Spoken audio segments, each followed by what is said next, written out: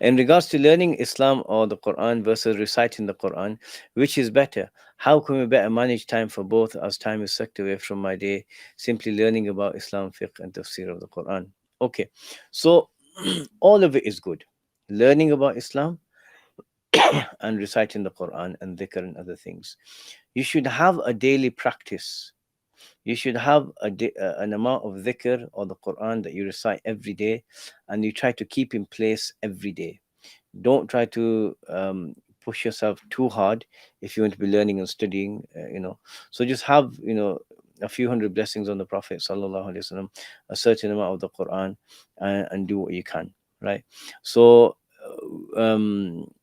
What you could do is my friend Sheikh Suhail Hanif. We were going to a class once in Jordan, a Sira class, and he was telling me about. Don't tell Sheikh Faraz this, but he was telling me about Sheikh Faraz. He said, Sheikh Faraz, he called him a rocket personality, as in someone who gets a lot done, like he was getting his juz of the Quran and the du'as and stuff, but he would do them at a quick pace. Like, I don't know if it's true. Like, I don't know if he still does it. I don't. Sheikh Suhail knows him very well. Anyway, he said, so these rocket personalities, they make time for a lot of study, and they get a worshipping as well. So, so you could just recite a bit faster. And that was my advice. I had the very same question for Sheikh Ali Hani. I said, should I memorize or should I memorize the Quran? Should I be reciting it? He said, do both, but just balance it and recite quickly.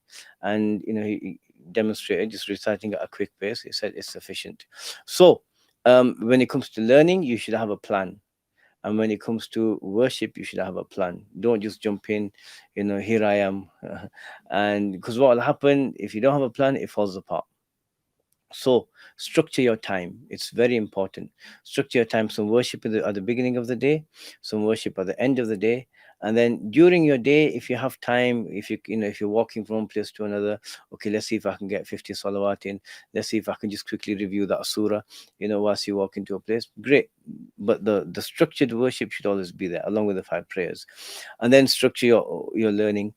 How many subjects are you studying, which if you're formally studying, if you're not, if you work and you're just studying just to enhance your deen, then work on one thing at a time. First study aqidah, right, what you need to believe, then study your fiqh, right, how to worship. Once you've got those down well, and down well would be, for example, if you're in a prayer and you've just done something, oh my god, I did this in the prayer, do you need to stop for ages and start thinking what happened, or are you lost, or do you know the answer straight away? Well, if you know the answer straight away, you can rectify your prayer, carry on. The same for fasting, zakat, hajj.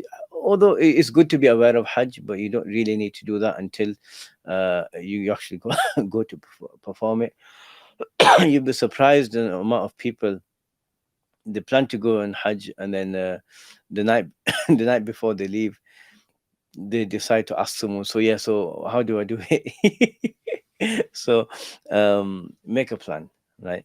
And so how much is up to you. Do you want to put more emphasis? Someone who's studying to be a scholar should have more learning, right? And that is ibadah as well, should have more time for his learning. And so someone who's just studying as part of worship to enhance his personal understanding of Islam should have more worship, right? um, Possibly have more learning until you've got the fard ain down. Once you've got what you need to know down, then you can study at your own pace. And Allah subhanahu wa ta'ala knows best. Just try and plan your time out, but make sure you make a plan. لا إله إلا الله محمد رسول الله